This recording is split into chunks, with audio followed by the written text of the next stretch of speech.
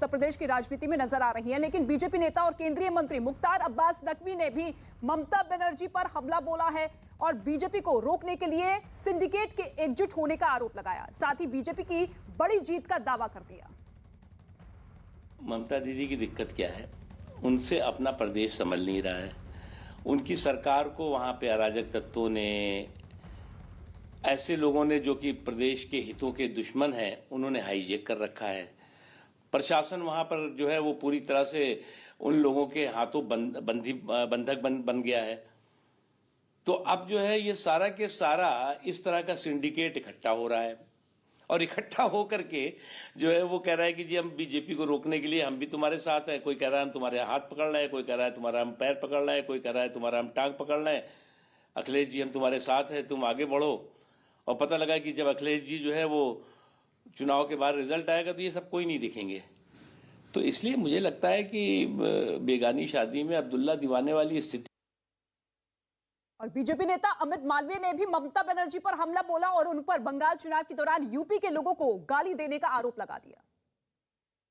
ममता बनर्जी हैं जो पिछले साल बंगाल के चुनाव में उत्तर प्रदेश वालों को गालियां दे रही थीं। उनको भगवाधारी कहना, गुंडा, मवाली बताना, ये उनके चुनाव का हिस्सा था।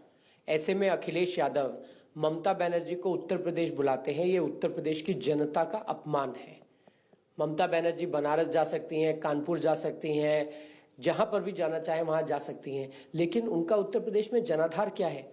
जो अपने प्रदेश में चुनाव के बाद हिंसा को नहीं रोक पाई, वो आज उत्तर प्रदेश में जाकर उत्तर प्रदेश की जनता को ये बता रही हैं कि एक ऐसी सरकार जिसके अंतर्गत लॉ एंड ऑर्डर चुस्त और दुरुस्त हो गया, उसको आप न चुने। ममता बनर्जी को समझना चाहिए कि वो बंगाल की मुख्यमंत्री हैं और देश में उनकी कोई रेलेवेंस नहीं है।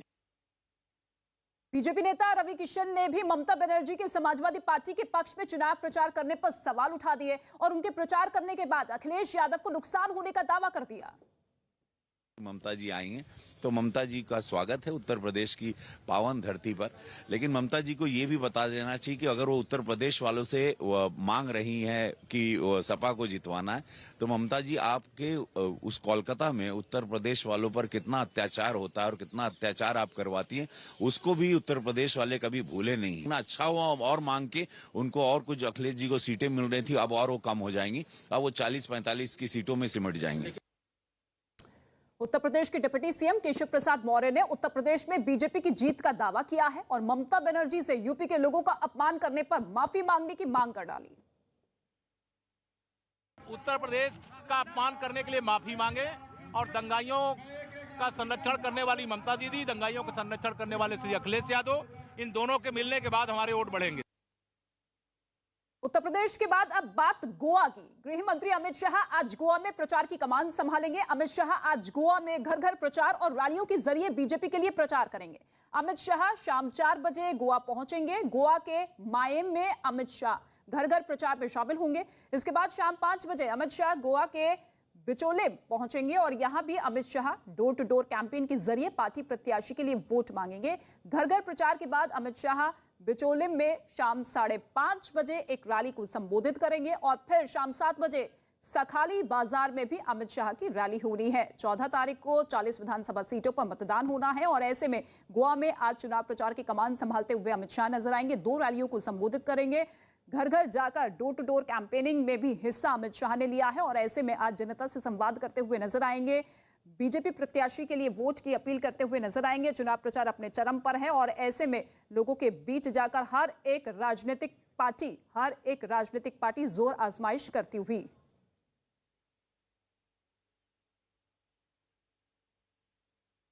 और अब बात उत्तराखंड के चुनावी संग्राम की। उत्तराखंड में आज नितिन गडकरी बीजेपी का घोषणा पत्र जारी करेंगे। इस मौके पर उत्तराखंड के मुख्यमंत्री पुष्कर सिंह धामी और प्रदेश अध्यक्ष मदन कौशिक भी मौजूद रहेंगे। आज सुबह 11:15 बजे नितिन गडकरी मैनिफेस्टो जारी करेंगे। सूत्रों के मुताबिक बीजेपी का विजन डॉक्यूमेंट महिलाओं और युवाओं पर केंद्रित होगा। विजन डॉक्यूमेंट में पिछले 5 साल की उपलब्धियों का जिक्र होगा। तो अगले 10 सालों के विकास का पार्टी रोड मैप भी जारी करेगी। बताया जा रहा है कि खेती किसानी के लिए भी इसमें कुछ खास योजनाएं हो सकती हैं। खास बात यह है कि केंद्र की तर्ज पर बीजेपी किसान सम्मान निधि जैसी किसी योजना का वादा कर सकती है। वहीं मैनिफेस्टो जारी करने के बाद नितिन गडकरी ऋषिकेश में पार्टी प्रत्याशी के लिए प्रचार भी करेंगे। आज दोपहर 2:45 पर ऋषिकेश में नितिन गडकरी प्रचार करेंगे, लेकिन उससे पहले बीजेपी का घोषणा पत्र जारी किया जाएगा नितिन गडकरी की तरफ से, जिसमें पिछले 5 साल के तमाम कामकाजों का जिक्र होगा और अगले 10 साल का रोड मैप होगा।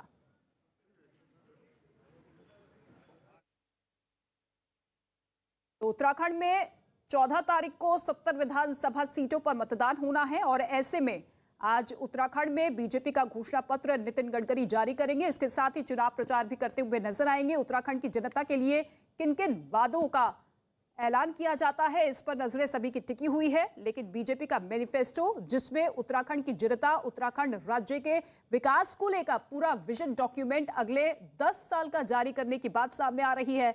हालांकि इससे पहले जो तमाम प्रत्याशी चुनावी मैदान में उतारे गए बीजेपी की तरफ से, वो तमाम जातीय समीकरणों को ध्यान में रखते हुए चुनावी मैदान में उतारे गए और ऐसे में अलग अलग वर्ग, अलग अलग समुदाय को साधने की पूरी कोशिश इस घोषणा पत्र के जरिए होगी। बीजेपी की तरफ से 14 तारीख को वोट होने हैं 70 विधानसभा सीटों पर और ऐसे में जोर यही है कि 2017 का प्रदर्शन एक बार फिर से उत्तराखंड में दोहराया जाए और ऐसे में उत्तराखंड में चुनाव प्रचार भी तेज होता हुआ दिखाई दे रहा है।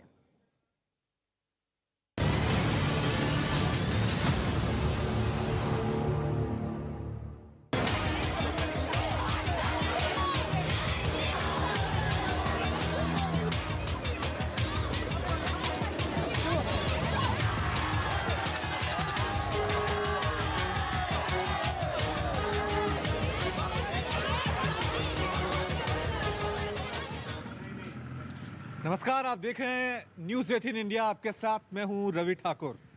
कर्नाटक में हिजाब विवाद बढ़ता ही जा रहा है, लेकिन अब इस हिजाब विवाद ने यूपी की सियासत में भी दस्तक दे दी है। समाजवादी पार्टी ने बड़ा आरोप बीजेपी पर लगाया है कि इस विवाद के जरिए बीजेपी नफरत फैलाने की कोशिश कर रही है।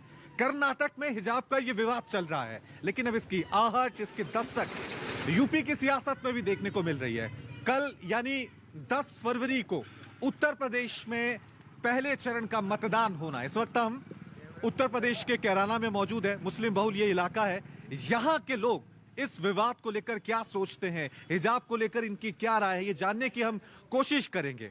लेकिन उससे पहले आपको बता दें कि कर्नाटक हाई कोर्ट में यह मामला चल रहा है। आज दोपहर 2 बजे इसको लेकर सुनवाई होनी है। कोर्ट ने कल अपनी एक टिप्पणी में कहा था कि हम जो भी फैसला लेंगे वो संविधान के हिसाब से लेंगे, भावनाओं में बहकर नहीं लेंगे, जुनून में लेकर नहीं होंगे। दूसरी तरफ कर्नाटक के अलग अलग स्कूल, कॉलेज से लेकर जो कल तस्वीरें सामने आई थी, उसने पूरे देश को झकझोर दिया था। आपको बता दें कि जिस तरह से ये पूरा विवाद सामने आया है, अब पक्ष विपक्ष दोनों तरफ से नेताओं के बयान यहां पर सामने आ रहे हैं। कर्नाटक के उडुपी से यह विवाद शुरू हुआ था। वहां पर कुछ छात्राएं कॉलेज गई थी हिजाब पहनकर। कॉलेज प्रशासन ने मना कर दिया कि यहां पर एक ड्रेस कोड है, यूनिफॉर्म कोड है, आप उसी के साथ कॉलेज में एंट्री कर सकते हैं। उसके बाद वो छात्राएं कर्नाटक हाई कोर्ट चली जाती हैं और याचिका दायर करती हैं कि संविधान हमें आजादी देता है, हम क्या पहने क्या ना पहने। उसके बाद पूरे कर्नाटक के स्कूल, कॉलेज में अलग अलग हंगामा और विवाद देखने को मिला। कुछ छात्र संगठन भगवा लेकर वहां पर पहुंच गए। उसके बाद कुछ छात्राएं वहां पर विरोध प्रदर्शन करने लग गई। तो हिंदू मुसलमान का ये जो पूरा मुद्दा हो रहा है, उससे किसको फायदा हो रहा है, क्यों ये विवाद हो रहा है, संविधान, आस्था, धर्म, ये दोनों कहां पर किसको कितनी आजादी देते हैं, ये देखने वाली बात होगी।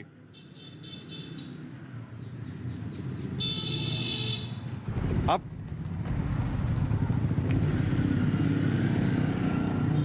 आपको बता दें कि अब कांग्रेस की तरफ से भी बयान सामने आ गया है।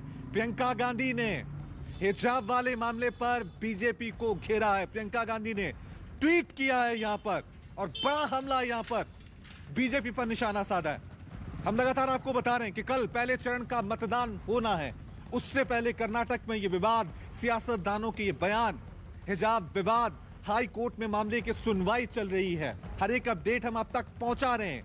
लेकिन अब बड़ा सवाल यही है कि क्या जो विवाद कर्नाटक में हो रहा है, कल जब लोग वोट डालने जाएंगे उसका असर उस पे देखने को मिलेगा। यहां के लोग क्या सोचते हैं ये भी हम आपको बताएंगे। तो आपको बता दें कि प्रियंका गांधी ने क्या ट्वीट किया है। उन्होंने कहा कि चाहे वो बिकनी हो, घूंघट हो, जीन्स की जोड़ी हो या हिजाब, ये तय करना एक महिला का अधिकार है कि वो क्या पहनना चाहती हैं। यह अधिकार भारतीय संविधान द्वारा गारंटीकृत है। महिलाओं को प्रताड़ित करना बंद करो। तो आप देख सकते हैं प्रियंका गांधी ने यहां पर ट्वीट किया जिसके जरिए वो कह रही हैं कि महिलाओं का अधिकार है कि वो क्या पहनेंगी, क्या करेंगी, ये उनकी स्वतंत्रता का अधिकार है। तो आप देख सकते हैं बीजेपी, कांग्रेस, समाजवादी पार्टी सभी ने यहां पर अपना अपना पक्ष रखा है, एक दूसरे पे आरोप प्रत्यारोप लगाना शुरू कर दिया है। और आप देख सकते हैं कि इस वक्त हमारे साथ कुछ लोग मौजूद हैं, इनसे हम बातचीत भी करेंगे और इनकी राय भी जानेंगे। लेकिन उससे पहले असदुद्दीन ओवैसी ने सरकार को घेरा है, सरकार के खिलाफ बयान दिया है कि जबरदस्ती सरकार इस विवाद को हवा दे रही है। क्या कुछ कहा है ओवैसी ने, सुनिए। डरने और घबराने की जरूरत नहीं है। अच्छा, अभी आप देखेंगे, हम पहले से आपको वार्न करके जा रहे हैं, शाम में 6 बजे से टीवी पे शुरू हो जाएगा। मुस्लिम महिलाओं को बुर्का और हिजाब के नाम पर दबाया जाता है। अरे तुमको कब से मोहब्बत हो गई? मैं क्या पहनता हूं, मेरी बेटी क्या पहनती है, मेरी बीवी क्या पहनती है, उससे आपको क्या? तो आप देख सकते हैं ओवैसी ने किस तरह से सरकार पर बड़ा निशाना साधा हिजाब मामले में। वहीं समाजवादी पार्टी की तरफ से भी रिएक्शन सामने आ गया। फखरुल हसन, उन्होंने भी अब इस पूरे मामले में बीजेपी को घेरा और कहा है कि बीजेपी जबरदस्ती चुनावी माहौल में नफरत फैलाने की कोशिश कर रही है। बड़ा आरोप समाजवादी पार्टी की तरफ से बीजेपी पर लगाया गया है। सभी नागरिकों को धार्मिक आजादी देता है, बोलने की आजादी देता है, रहने खाने पीने की आजादी देता है। देश के जिन हिस्से में पहनावे के लेके बवाल है, नफरत है, बंटवारा है, हम समझते हैं अगर उसके लिए कोई जिम्मेदार है तो भारतीय जनता पार्टी की सरकार